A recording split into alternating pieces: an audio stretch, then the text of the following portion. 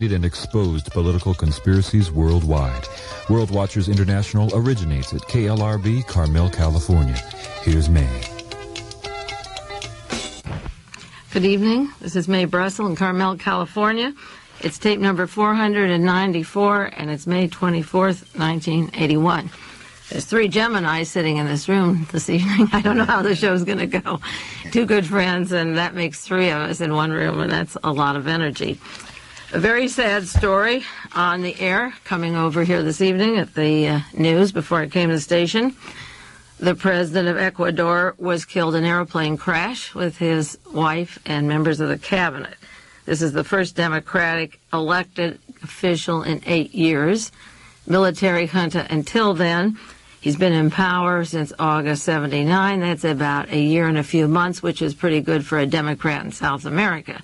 Being as we're getting ready for a bloodbath in all of Central America, it is one more tragic event to pile up to many other tragic events. It reminds me of a broadcast I did in KLRB several years ago called The Serpent's Egg, movie made by Ingmar Bergman, about watching this dangerous snake grow in a sack with the visibility of it as it kept getting larger and larger. The movie was made in Nazi Germany in 1922, and the serpent keeps growing and growing. The serpent is sprouting now all over the world, and events will get worse and worse at a very fast scale, and it's going to be hard to keep up with them. There's more than I can put on this program 1 hour a week, so I just do the best I can. I had a busy week before I get into some of this material.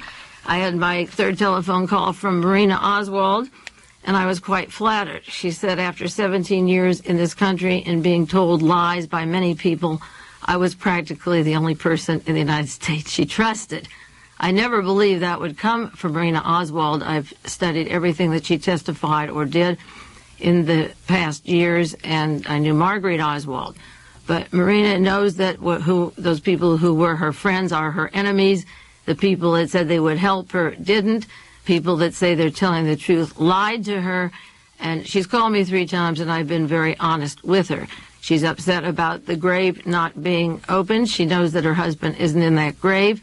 They made her sign a piece of paper to have the body moved, and then when she spoke better English, after that episode, that was right in January of 1964, before there was a single witness before the Warren Commission or before Jack Ruby's trial on killing this particular person, Lee Harvey Oswald. And she signed a piece of paper and then learned later that this body had been cremated, and she doesn't believe it was Lee. And whether it was the person who shot the president or didn't shoot the president, as a widow, remarried and with his children, she feels she has a right to know. And she called me and asked me to ask people to raise money, a large amount of money, to exhume the body herself. I think the figure would be about $12,000. And I said, if I asked everyone that I could on radio programs to raise $1 each and reach that many people, if we came up with $12,000, then the government will come in and say, well, if you're going to do it, we'll do it. So we may as well ask them to do it in the first place. They'll just take our money and do it if they see it has to be done. And because in Volume 5 of the Warren Commission hearings, it was Gerald Ford who made J. Edgar Hoover swear that the case was open for all time, I think the logical thing is to pursue this. And if indeed that grave is empty, which I know it is empty, we go from point 1 and ask Gerald Ford, who was on the Warren Commission, who's now on the board of directors of every major corporation that he can reap his millions in, just why he sat at meetings and had the body cremated. That would be a good place to start, I believe. But anyway, I was flattered that she called and that she trusted me, and I pass on the message to you. I'm also attending the Russell Little trial as many days as I can during the week in Salinas. He was charged with killing Dr. Marcus Foster. That murder was in November of '73, and then the SLA kidnapped Patty Hearst afterwards in February of '74. And in the interim, he was very much a part of the people who killed Dr. Foster. He claims he didn't, but was in the room with the people that he said did kill Dr. Foster. And it's an interesting trial. The prosecution attorney asked, well, why didn't you call the police or get away from these people? If they claimed they were murderers, why were you associating with them? And he said, well, they told me they were sorry. They made a mistake, so therefore I decided to become part of their group. It's a trial that I'll discuss more when it's over, but because the jury is out and home and this does reach the Salinas area, I don't think I should go into it now. And one other matter I do want to share with you, I'm very proud of several letters I've gotten in the period of years of radio work. This is my 10th year. One in particular, I got a letter this week. It was written by Fletcher Prouty. He was chief liaison between the Pentagon and the CIA for many, many years. He was familiar with Alexander Haig and General Lansdale and James McCord and the U-2 efforts, and he was very much a part of the inside of the system. And he shares correspondence with Charles Spears. And probably Charles and Fletcher are two of the most renowned people of American history that I can mention, knowing most of the facts and circumstances of what makes the world turn around this part of the world, the United States, and our overseas relationships, too. And evidently, Charles shares a lot of material with Fletcher, and I do get letters from him from time to time. He shares the tapes and the sheets that go with my research and tells them what I'm doing each week and sharing with you. And I want to read a paragraph from this letter because sometimes people ask me, you know, what is your credibility or how do you think it rates? And the only way I can rate it is by my own peer group, by people who know more than me. Their opinion or criticism is the only thing that I really think is valid. People that aren't reading the work or doing it or experiencing it, I don't care what they think or say because they haven't done the work. But this is what Fletcher wrote to Charles Spears, and I'm going to share it with you. He said, Mae certainly turns out good stuff. I wish I had the time to work with her. With her fabulous research and priceless intuition, she is right 95% of the time. This is pretty good from the man who wrote The Secret Team, a well-accepted book by all the researchers in the country. It happens I could usually close that 5% gap. She does great with the big time that is essential to make sense of all. She says she does great work. She has not had the experience right nose to nose with the big time that is essential to make sense of all the things she knows. She knows a lot more than she believes she does. I doubt that. She is like a magnificent picture in a slide projector. It is not quite in focus. It needs someone to turn it ever so little, and all will be brilliant. That 5% he got working years and years in the Pentagon and with the CIA. But I'm very flattered. I think if he said that 20% of it was right, I may take him on with that. But I'm really flattered about that because this is a person I respect and I appreciate the words he said. And maybe that will give you some confidence if you're shaking your heads out there some evenings to sit back and read The Secret Team, read his book, and listen carefully week after week and begin to see what he says is true and what I feel I know is true. I'm only going to do a few sentences or remarks about the shootout at the Old Corral at the Hilton Hotel because I want to get right on to the second part of who shot Pope John Paul II. I want to mention the fact that Ronald Reagan asked the people in the Pentagon not to refer to Alexander Haig anymore. I heard it on Good Morning America this week. Mr. Benjamin Civiletti was talking about leaks from the Pentagon and said after the shooting, Ronald Reagan gave orders, don't talk about Alexander Haig anymore. So evidently, Reagan got both the message and the bullet. He announced that he's going to take a month-long vacation, which is scandalous with the international and national situations going all over the world and the terrible appointments he's making and the controversies. But again, he can turn his back and go away for a month, and then half days when he gets back, Bush and Haig did very well. He's asked that we don't refer to the assassination attempt as an assassination. Jody Jacobs wrote in the LA Times, we're to call it an episode. This is more of his Disneyland fantasy. Reality isn't reality, and he just went through an episode. I'm sure that Press Secretary Brady doesn't think it's an episode. He just got wheeled out in the hall for his big treat after 4 weeks, left with a half a brain and 2 other people badly injured, but we're to refer to it as an episode. And finally, there was a newscast on a radio program this week that John Hinckley Jr. may be set free next week. I read you part of a Wall Street Journal article 2 weeks ago.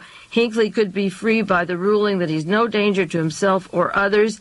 This was in the Wall Street Journal, and they have announced that John Hinckley Jr. may be on his feet and out, totally free, home free. pretty disgusting, you have to agree. I'm glad I did the 3-part, and I'll do more about the Reagan shooting and the links of the Hinckley family to the CIA and the Defense Department. The way they're hushing this up is absolutely scandalous, and I'm glad for those of you who were too young to remember the investigations of the John Kennedy assassination at Robert Kennedy or Martin Luther King, that you're able to see now for yourself what happens when 4 people are gunned down on a street, and one of them is the president and another one is suffering so terribly. And this fellow is airlifted to a cozy little hospital, and they may spring the door open. Now to get to the matter of who killed John Paul II. I listed very many motives last week, possible motives, and I'm going to talk about one in particular this week. I ruled out the Muslim versus Christian motive, and probably next week I'll go into the Protestant versus Catholic and the strong religious war with the fundamentalists from the South and the Hinckley gang down in Dallas-Fort Worth and throughout the whole South versus the Catholic religion, the Carl McIntyre gang. And then I'm going into the drug war that I've talked about, the United States policy towards Turkey, which isn't separate from the narcotic war of cutting off the opium from 71, 72, and holding back the profit of the agriculture people who wanted to grow it in Turkey, and the rebellion of the younger people with the right to have opium. But the means of growing opium is the money for the weapons in the far right, and they'll be growing more opium, I believe, as the far right gets more muscles in Turkey, unless NATO and Reagan and Haig can sit on them and stop it in order to keep their market free for Colombia, Bolivia, and their own little gang of narcotics traffic. That is really the essence of the struggle in the White House, is who is on top and who controls the drug market. But tonight I mostly want to go into the motive of the fascist, and it isn't separated from the drug traffic link, the fascist element that is behind the shooting of John Paul II. And again, it won't be far away from what happened in Ecuador this evening. The media is something that should be studied. A person could really get a doctor's degree in the way the media is suffering through the agony of the evidence that this Mehmet Ali Agca is part of the far, far right wing. And the right wing, as I will go into, goes all the way to Germany and German banks and to San Diego, California, United States of America. It is an international group, but they are holding it back as long as they can, even though it's breaking in some papers like the New York Times, not the Washington Post yet. The best example of newspaper coverage of assassination evidence comes from William Randolph Hearst. He's a subject for many dissertations. Last week in his Examiner Chronicle edition of May the 17th, he talked about a briefing in Washington with the top CIA officials and Alexander Haig and so forth. Then he got into his discussion and analysis of who shot the Pope. He said in the editorial of the San Francisco Chronicle, and he controls the paper, the man who shot the Pope was acting alone. He said, I'll bet the Turkish fanatic was probably acting on his own. This guy had the look of a loner. In fact, said Randolph Hearst Jr., he reminded me of Bruno Richard Hauptmann, who kidnapped and killed the Lindbergh baby in 1932, and he looked like Lee Harvey Oswald, who assassinated President Kennedy in 1963. Well, he was wrong about all three, but that's the kind of editorial that just keeps going on, even though all three of the instances he talks about were larger conspiracies. And then you take Newsweek, owned by Washington Post, and they write a long dissertation on John Paul II and Agca and his interconnecting links and his money and his funding. And then they have a picture, his mother with her head bowed, this pathetic mother who could be Sirhan's mother or Marguerite Oswald with a hood on, and it says his mother, a bit funny in the head, quotations. Yeah, the real thing, she said, was that when he was 4 years old, he fell on the floor and was in a stupor and acted funny in the head. But suddenly he got a lot of money and went to the university where he learned 3 languages. And when he killed a publisher in Turkey, she was getting $3,000, $4,000 checks deposited in her bank account, and international bankers were funding his mother. I wish my kids were that funny in the head. I could get $3,000 or $4,000 every few weeks from them. She looked so pathetic. But then they conclude the article, and this is typical of the way Time and Newsweek do things. They say there's still a lot of unanswered questions. That's true. This is page 38 of Newsweek, about the methodical, soft-spoken Turk, and many of them will never be fully answered. They decide that within 5 days of the shooting. In a sense, the most important questions were answered right away, and they had to do with what Agca was not. Now, they said he wasn't Italian, so the Red Brigade's very glad. He wasn't Irish, so the IRS are off the hook, and he wasn't Muslim. Therefore, the world trembled at what he might turn out to be, but the truth appeared that he was simply a terrorist without a cause. This terrorist without a cause was let out of a Turkish jail with 2,000 other killers. They have a record of hundreds of deaths all over the world and were used as trained hitmen.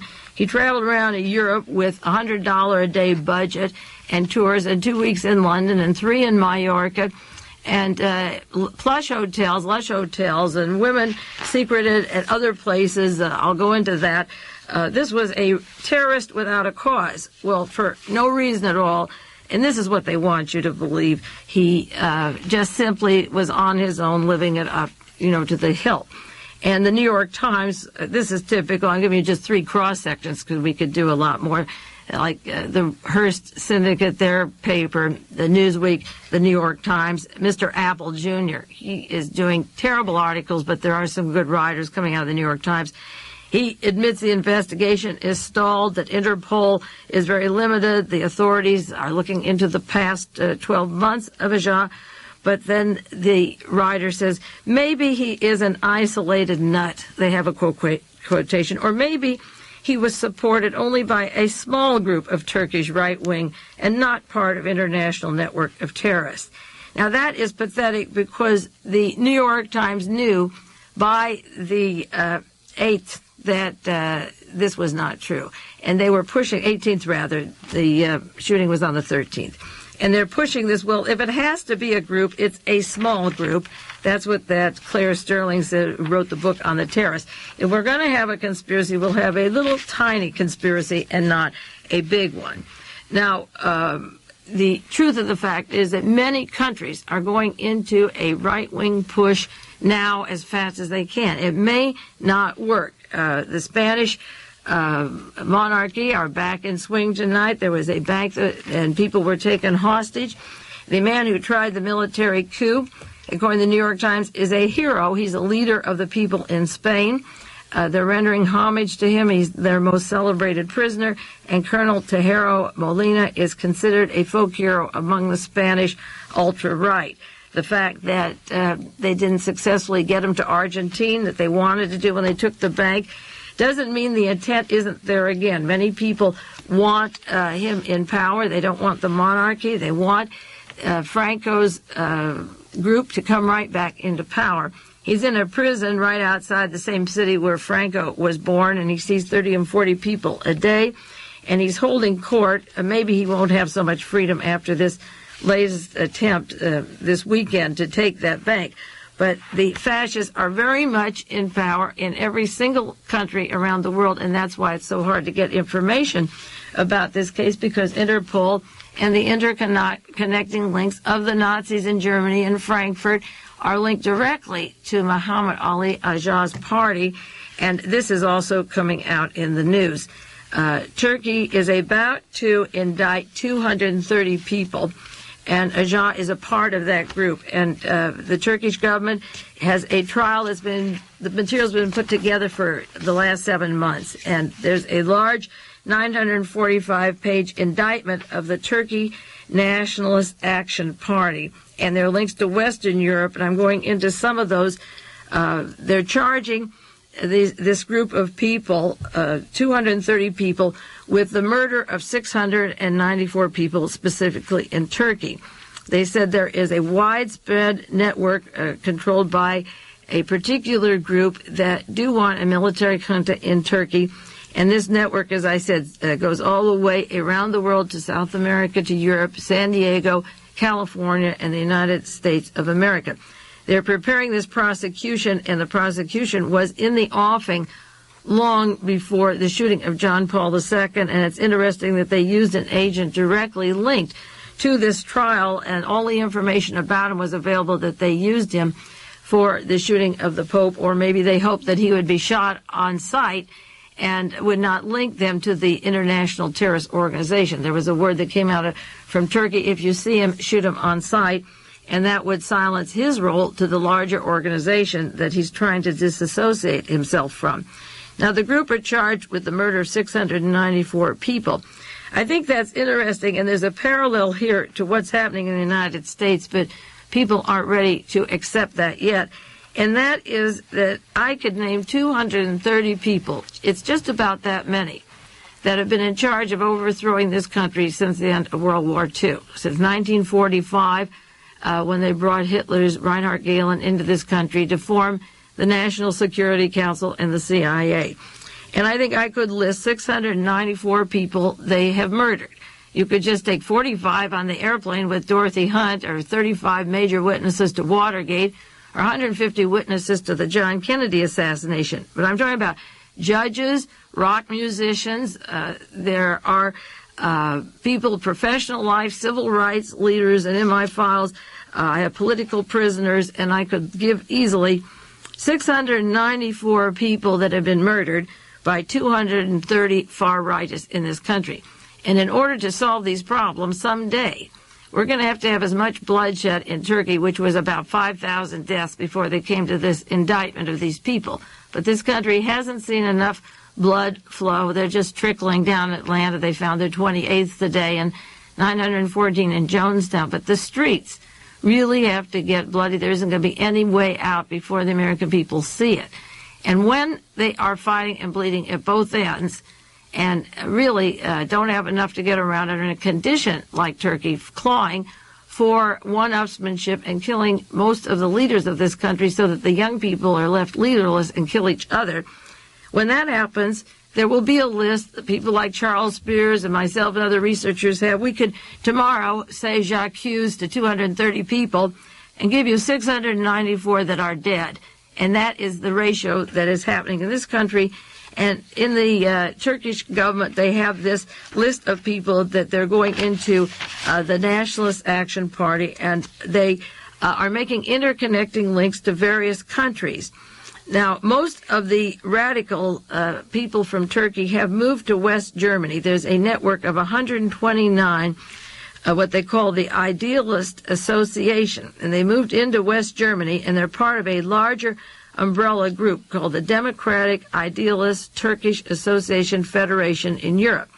And that group has 1 million Turkish workers and family in West Germany, but they're also a place it is for the killers or the assassination teams to have safe refuge and go all over the world. So eventually, say, one member out of those gangs of killers can be at St. Peter's and shoot the Pope. And we'll go into the motives in more detail as I go on, but I want to get the facts of the organizations that Mehmet Ali Agca comes from.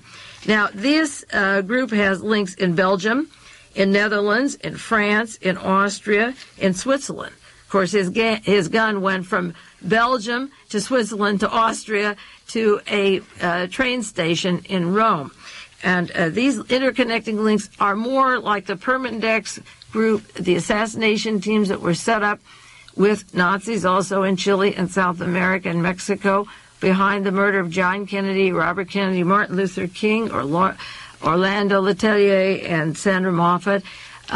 This gang is a Western Europe hit squad that has been in operation since World War II, has nothing to do with the Syria Habash gang. I thought it did at first because when he was arrested, he used the names Chile and George Habash, and somebody from the New York Times was writing that it was linked, or Washington Post, to Gaddafi. But it seems that this group of neo-Nazis and Nazis are directly linked to the stormtroopers of Adolf Hitler and the assassination teams that have worked out of these various countries. Agca was in London 2 weeks, and he was also in Brussels and Switzerland, Greece, and many other places that the first articles about him didn't contain. The indictment against these people, including Agca, says that they are associated throughout all of Europe. They are a clandestine right-wing group, and the organization has been very active since 1969 in getting together its muscles for takeover of various countries. They have money in banks in West Germany. This is from one article in the New York Times. And the indictment that's listed provides the details of their party's finances and documents of bank accounts in West Germany. And remember, it was Germany and London that funded the starting of Jonestown and experiments on people over there. Now, one of the people linked in this indictment to this particular operation, this Nazi group that he works with, had American Express cards and savings accounts in the San Diego Trust Savings Bank. And funds were coming from there. And the United States leader is a Walter Perfish, P-F-E-R-S-I-C-H Jr. He has a title, the leader of the National Fascist Party in America, and is linked to that through his money in San Diego, in California, and he operates in the United States. This group are waiting for a Fuhrer or a Hitler to arrive. A Mr. Turks, he refers to himself as Bazbug, B-A-S-B-U-G, is the leader of the Turkish party, the most violent group of Turkish radicals that Agca belongs to, and the policeman that let him out of the jail in a military uniform belongs to that group, as the people who gave him passport pictures and so forth and provided his funding.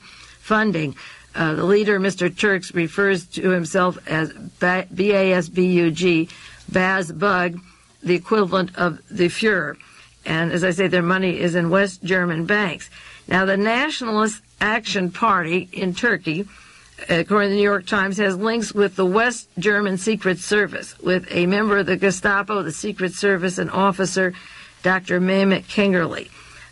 There was correspondence that was obtained of these people writing to West Germany, and in there were the names of West German intelligence contacts that the Turkish far-right Nazi group were working with.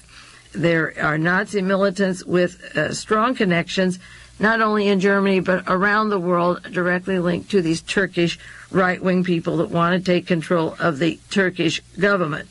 Another associate of this Agca, his name is Selçuk, C-E-L-C-U-K, part of the Nationalist Action Party.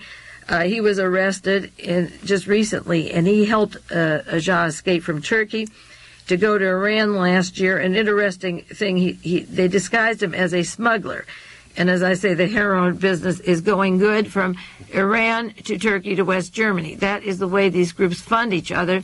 And when Jimmy Carter was president, I talked about the narcotic war between the Nixon-Reagan gang as against the Atlanta, Georgia, Carter narcotics traffic. When the Shah of Iran was removed from office and Khomeini came in, the opium began to grow again. The traffic was going through Turkey and into Germany, and they were in a great big business boom that has increased in this country many times over. And maybe next week we'll do the narcotics connections, and I'll give you the dates of these articles and the flow of the traffic. But it is the narcotics money that funds these people and buys them the weapons and gives them the power to travel. They don't have a endless budget, but narcotics is pretty good. The season grows and the poppies keep coming, and so they don't have any trouble of funding weapons as long as they can grow some poppies. Now, some of the editorials this week, along with these articles on the right-wing links of the Grey Wolves, the Werewolves, and I'll talk about Hitler's youth and the youth movements in Turkey and the parallels of that. The editorials are still trying to find motives. The San Jose Mercury had a story 1 week after the assassination on the attempt on the Pope. There's no motive, no solid information. The investigators are more baffled than ever. How did he get around? Who did he know? They said he's not crazy. They said he's not schizophrenic. He's well paid. They can't figure him out, but he isn't bowing or groveling. He's a different kind of an assassin. Up till now, we've used front guys that were our patsies, and the trained gunman got away. This time they got a real mean gunman who's done a lot of work, who's very cool under interrogation and seems to be enjoying the attention, who is totally confusing the world and has his rockers about him like John Hinckley Jr. And the right wing is holding the press at arm's distance and saying, I dare you to say who we belong to. You'll offbeat the balance of national security if you admit that we're all in power together. So the news media is having trouble handling this information, and I'll do some more about Agca in a minute. This is the end of the first 30 minutes, and it's Mae Brussell and Carmel. I'll be back with you in 1 minute. This concludes the first half of World Watchers International with Mae Brussell. We will return with the second half after a brief pause.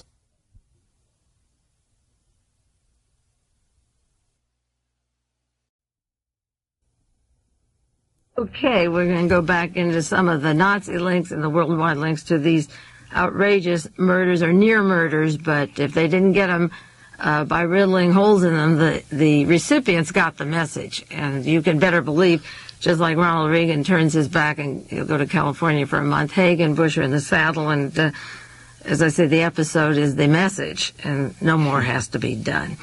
I might add that along with all of these various conspiracies, there always is the same kind of problem to confront the media with the evidence as against the cover story. The San Francisco Examiner last Sunday had an article, Rome Police Eye the Possibility of a Second Gun.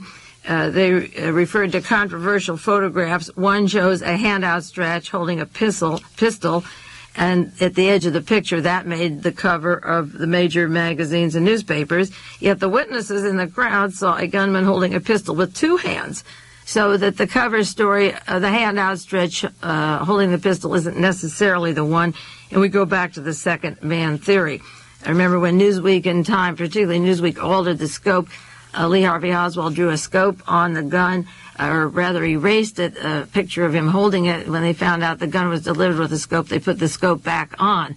This is a trick that they've been doing the 17 years I've been studying them.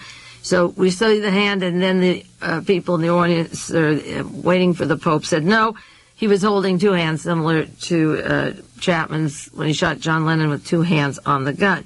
People out in the audience waiting to see the Pope described a man dressed in a dark suit running away from the scene. And yet Mehmet Ali Agca was wearing a open shirt with a light gray suit. So it's like the girl with the polka dot dress who's saying we shot Robert Kennedy and running away, and then Sirhan's left to take the rap while Thane Caesar shoots him from the back of the head and becomes the leader of the Nazi party in, not in Bakersfield, it's down in California. I'll think of the town in a minute. He's down there organizing Nazis at the present time. The assistance with funds, as I say, $100 a day traveling through Europe, dressed smartly, staying at posh hotels. This was written up in the newspaper this week. And then somebody at one of the places where he stayed said, well, even if he is at a hostel that isn't a posh hotel, he was very well-mannered and well-groomed. In quotes, he certainly was not a hitchhiking hippie. Well, that's as outrageous as when I was at the trial with Russell Little. I was sitting outside on the bench talking to his mother, and she was telling me, here he's being charged with murdering Dr. Foster. And she says, oh, Russell was such a fine Christian boy at home. He was brought up so fine. I don't know how I got into this. She says, he came out to California, to Berkeley, and there were all these hippies and all those tambourines and people. And I looked at her eyeball to eyeball and said, tambourines don't kill people. So even though he's sitting with loaded pistols and 34 bullets in his pocket when he's arrested and hollowing out cyanide bullets, I'm not saying he did it or didn't do it, but he was up to his eyeballs with poison and hollow bullets and pockets that he was arrested with. And I don't think that hitchhiking hippies would shoot down the Pope. And this is part of the problem. Even the news media today, a guy is very refined and speaks 3 languages and well-mannered and well-groomed and takes a shot at the Pope going down the street, and he's every bit the manner born.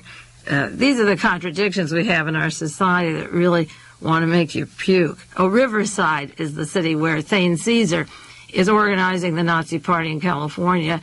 I learned just several months ago, the man who did the fatal headshot behind Robert Kennedy's head. Also, initially, the Associated Press said at the shooting of the Pope, 2 people were arrested, but the police let them go, and a third one is sought, but then they concluded only 1 man was involved. That's like the famous tramp pictures at Dealey Plaza with 3 men taken off Dealey Plaza when John Kennedy was murdered in the company of police. None of them were fingerprinted, named, or charged. and they were let go. You would think, to make things difficult for the researchers, they'd have a different recipe or formula, but they just seem to use the old one over and over again because they don't care, or they don't think you care, or you know the difference. And then, of course, the similarities of the discrepancies in the amount of bullet holes in the Pope. First, it was 3 bullet holes in his arm and stomach and so forth, and then to reduce it to the single assassin, they had to end up with 2 bullets in his body, even though they had diagrams of all the other bullets.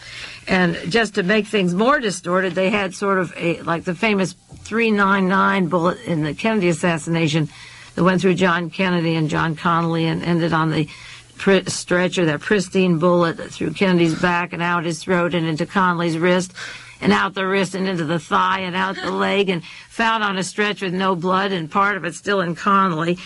They pulled this one. Would you believe they pulled this again at St. Peter's? They pulled this. The Italian news agency was concerned. They said that with all the wounds that the American tourists had, in addition to the Pope, they may have been caused by only 2 bullets, 2 9mm bullets. According to the report, now listen to this, 1 bullet grazed the Pope's right upper arm and then entered the chest of Anne Audrey, who's recovering, and the other bullet, this is like 399, hit the Pope in the lower back, passed through his abdomen, broke his left index finger, exited from his body, and shattered the left elbow of Rose Hall. And therefore, according to the Washington Post, May the 17th, 1981, there are only 2 guns. This reconstruction would fit in the theory that there were 2 gunmen if there's no other explanation, but this explanation of the body would erase the idea of the 2 gunmen. I can't figure that logic, and if all that happened, then you didn't need 2 gunmen. So, again, they oblige us with another Dallas, Texas. It's unbelievable, but it's true. Now, finally, in San Francisco Chronicle on the 18th, the U.S. ambassador from Turkey, Şükrü Eladat, I may not be pronouncing this right, said that Mehmet Ali Agca was part of an international conspiracy. It took from the shooting on the 13th to the 18th for a person who's in the know over there, who knows about the trial and the hearings coming up that I mentioned before, to say it was international. He said he is not only a professional killer, that is his profession, he is hired, and he is shielded by unidentified international right-wing political groups. And this took it away from the national Turkish element that they're trying to either squeeze a loner or a little bitty Turkish conspiracy into a larger international, which is where the evidence lies. Well, if it's international, what are the motives? They're far, far right-wing. Well, Nazis and the Nazi junta are planning another coup, or did plan in Spain, and they'll keep trying. They had a coup in Bolivia and one in Korea and Colombia, and now they've had theirs in Ecuador. They'll take over. So the motive there is the same as here. Where do they get their funds? Narcotics traffic. Again, how are they protected? By the police, who are sympathetic with the intelligence units and the links of German intelligence to these particular people. What is their function? To kill politicians, newspaper people, public officials. They have a killer team for the purpose, and their larger goal is world Nazi organization and fascism in order to halt the expansionism of the Soviet Union. We've heard it before, and you'll hear it again, and the killings will keep escalating. The ambassador from Turkey to the United States said Agca traveled through 7 countries. Actually, he traveled through 14. He didn't add them all up, but he acknowledged that he went through 7. He just has to get a few more pieces of information that came out in the news this past week. He's provided with false identities wherever he went. He was taken over by an international group, and as I say, funds deposited in his mother's account, $4,000, $5,000, and more. She isn't that pathetic thing sitting on the steps that you think she is, and money is taking care of mom at home. The article says from the ambassador that you have to assume his contacts and friends provide money, weapons. He's directly encouraged. He's willing to be used. He uses their money and the resources, and he is directly linked to international authorities who are aware of his right-wing connections. Now, finally, a good writer from the New York Times came forward and did some good stories. Marvin Howe, Howe, from Turkey. linking Agca to the Nationalist Action Party in Turkey, the fascist organization I mentioned before, with their foreign connections spread all over the world. And this article of the New York Times goes into great length about the intrigues and the links to particular people in Germany and German intelligence that protect them wherever they go. So that the New York Times and the story out of Washington, the Associated Press story and the Chronicle of this past week were the first to make the international connections. Now, the international connections just didn't begin in a vacuum. And you've heard the Grey Wolves, the story of the Grey Wolves that Agca belonged to. The Grey Wolves is described in the People's World. Carl Blois has been writing good articles about this and the Reagan shooting. He has an article, The Pope, the Wolves, and the CIA. And he says the Grey Wolves, the Bloody Terror Pack, are a league of idealists. They call themselves the Idealist Youth, or the UGD, known as the Buzkurt, B-U-Z-K-U-R-T. It is a mythical gray wolf, according to this author, said to have led the country's original population out of Central Asia. Now, I'm wondering, I pulled out articles from my file about Adolf Hitler's, he had his werewolves, or his wolf cubs, and Adolf Hitler and the Turkish people had very much in common, and they used the youth group to organize a fascist front to get their governments in power. Hitler's werewolves were formed after the war was over in 1945 to rebuild Germany for World War III, which is part of the pain that you're going to feel or you're beginning to feel now. Now, at the end of World War I, the Ottoman Empire controlled all of the Middle East, and Turkey lost their territory after World War I. And Germany lost its territory and its pride after World War I and the Versailles Treaty. So in Germany, Hitler, with Reinhard Gehlen in the intelligence, was arming for World War II to regain territory and lost pride, and Hitler and the Nazis would later take control of the Middle East, and I mentioned the Grand Mufti and Hitler and the organizations of the oil links and the Middle East to Adolf Hitler, well-planted agents throughout the entire Persian Gulf, sympathetic to the Hitler goals. But in order to revive the Ottoman Empire for Turkey, these young gray wolves formed their packs that have combined with the Hitler werewolves that have grown up since World War II, so that one group can feed the other simpatico, in that each was denied its right for power and terrain and territory. And if they combine, maybe they would promise Turkey back their holdings in the Middle East if they could get them, and exchange oil and geography. So that the young Hitler wolf clubs and the mythical gray wolf are not far apart in the relationships of the German banks, where the far-right Turkey keep their money, their protection from being sent back. The Turkish government asked for Agca 4 times or more, and they wouldn't return him. Interpol, which is a Nazi organization funded now and located in Paris since World War II, refused to acknowledge anything about these organizations until there were holes in the Pope, and even now they're not acknowledging very much of what's going on. The League of Idealist Youth is the youth movement current in Turkey now, and working with the National Action Party. Now, taking the werewolves in Germany and the young gray wolves in Turkey, all with the similar ideas, you take it one step farther to the United States of America with the Young Americans for Freedom. This is a group formed by E. Howard Hunt and Douglas Caddy in 1960 when John Kennedy won the election against Richard Nixon. They were young people brought over by General Walker and the far right-wing neo-Nazi group to Dallas, Texas, for the express purpose of taking part in smearing Adlai Stevenson and killing John Kennedy. Young American for Freedom took on Richard Vogary, who now runs the computers, to get rid of all the left or middle congressmen, and is swinging our Congress similar to an elected dictatorship eventually, like Hitler had in 1933. The YAF has Richard Vogary in full power in Congress now.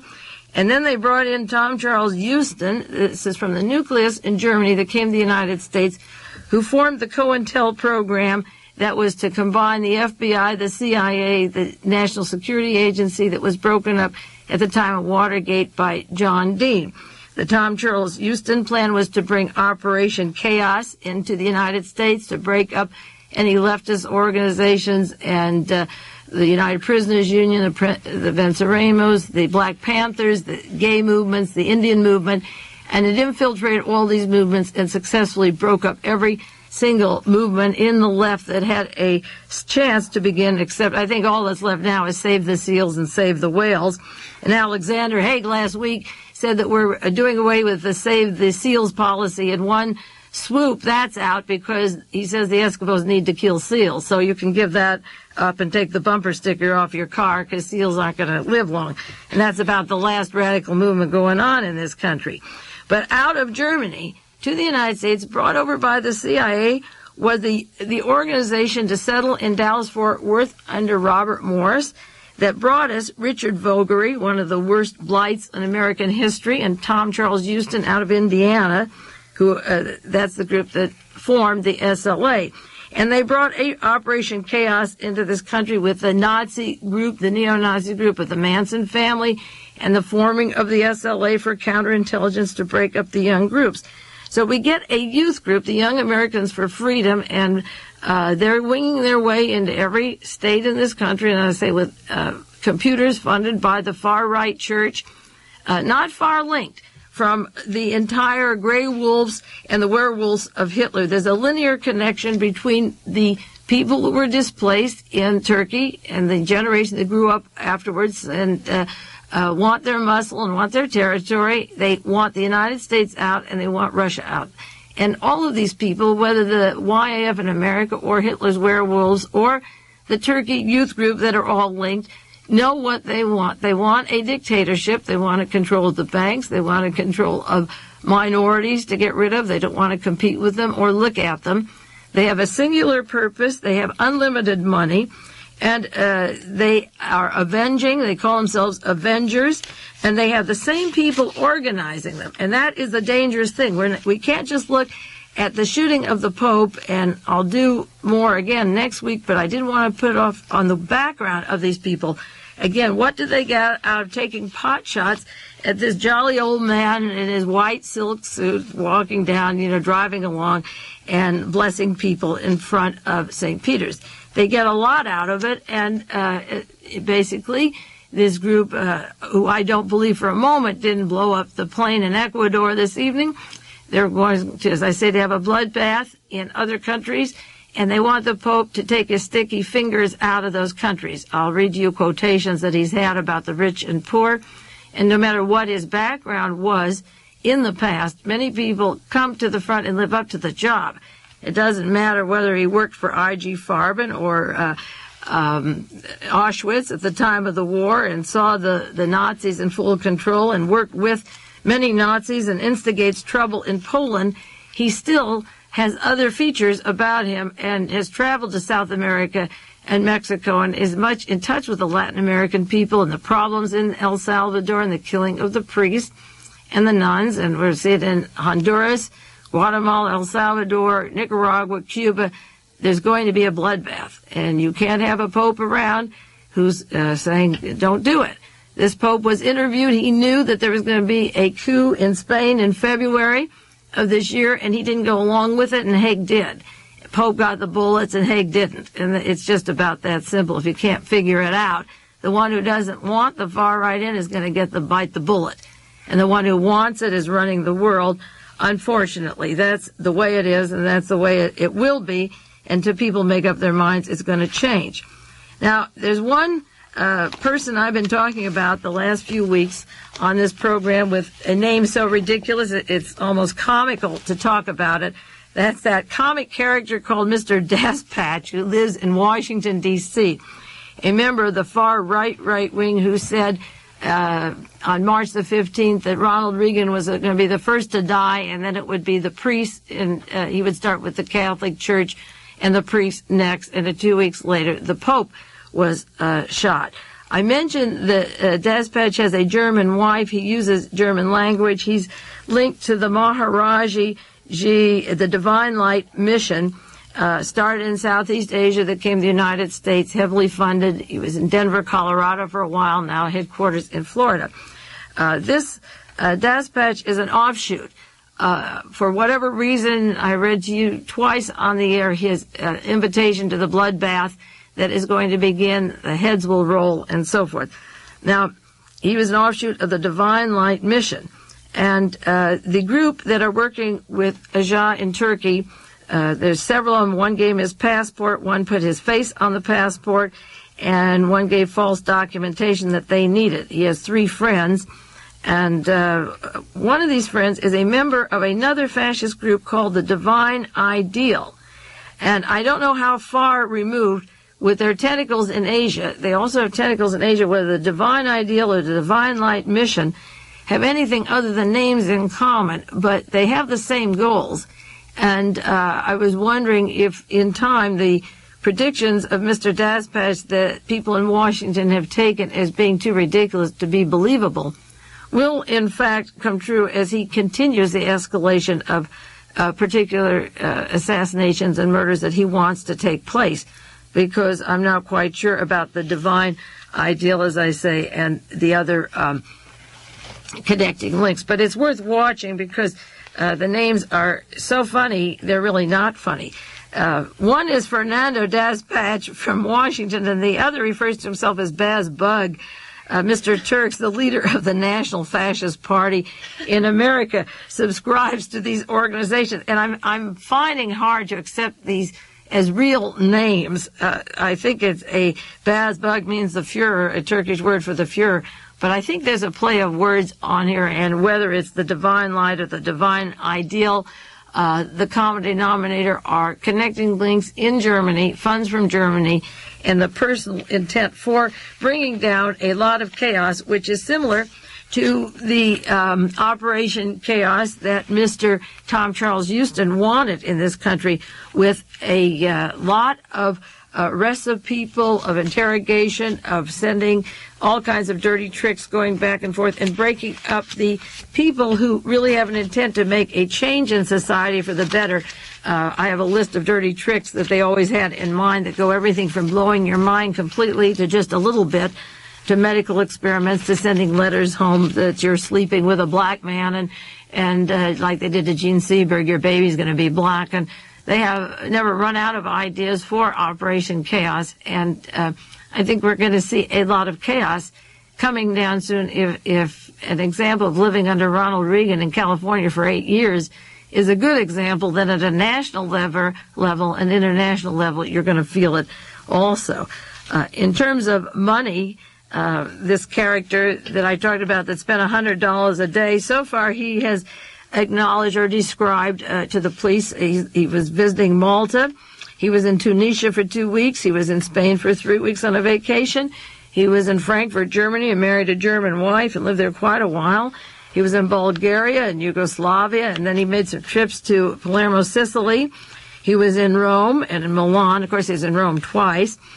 He made a trip to Greece. He was in Naples and Brussels, Belgium. He escaped from Turkey and went to Iran and then went back to Turkey. He was in Denmark. He was in London 2 weeks, and he has them checking out where he stayed. He said he got his orders for what he did in London. And as I say, he's really thumbing his nose at you. He's really tantalizing people, like my orders to do what? Well, the orders for Jonestown came out of Germany and London, and the money too. So they're really putting the American establishment against the wall. How are they going to respond to this? They just keep scratching their head, and the newspaper finally dried up of ideas, and they said, we're going to give him 50 hours off of interrogation. And the last news story was that he didn't need the 50 hours, but I think the news people did. They said, we'll wait till we hear from Spain, and we'll wait till we hear from Switzerland and London. We can't do much, and I think they wanted a holiday over Memorial Day. He's taxing their brains. So in the meanwhile, he gave them little cues. He'd been to France, as I say, Denmark. So he's been around a lot, and then he's confusing them in some of the places where the passport says he was. He was in another city, another time. They're also trying to limit him to 3 passports and 3 aliases, and if they can't find him in London under those, then he didn't stay in London, and he is telling them where he stayed and what he did there. So they don't know they're not acknowledging other passports, and they don't know who would get him in and out of those countries, and Interpol says we don't have a record. Well, with these kinds of connections and 129 organizations in Western Europe linked to the Turkey group, and if it's a Nazi group, then they have cities all over the world and safe houses and nests. And so this guy can just he's mobile, and he can go from city to city, which is what he did. And he picks up a gun here, and they can't even with ease pick that up. He has money. He's been in Italy several times. He gets around, and as I say, in Milan and then back to Italy. And he's gone to these Italian cities. Nobody knows except at one place what he was doing. He stayed at one hotel, and then they said he went to another hotel to be with a prostitute whose name was Georgia.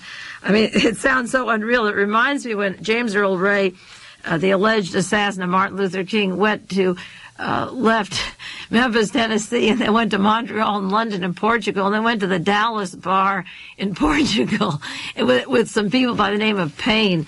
That's the name of a family that Lee and Marina Oswald were with at the time they were involved, or Oswald allegedly killed John Kennedy. The route of these people and the aliases they use are the fact that they have minute details that he was with a particular prostitute at a particular time are comical because the really important things they're avoiding. Now, the Turkish police, according to a night news service, have a story that they warned his mother when people came, don't talk. They kicked out a French photographer. She can't give interviews unless approved by authorities. Nobody has permission to see her. She can't take in anybody. And they said, in quotes, don't sell yourself without the police. The police here will take care of you. That's a nice quotation for a mother. Don't sell yourself. Because in this country, when we have a political assassination, we have a televised story. I guess these mini documents come out within 2 weeks after the occasions these days. And somebody's making a heap of money. I don't know who it is. The media is trying to blame poverty and disease when he was young. As I say, his childhood disease.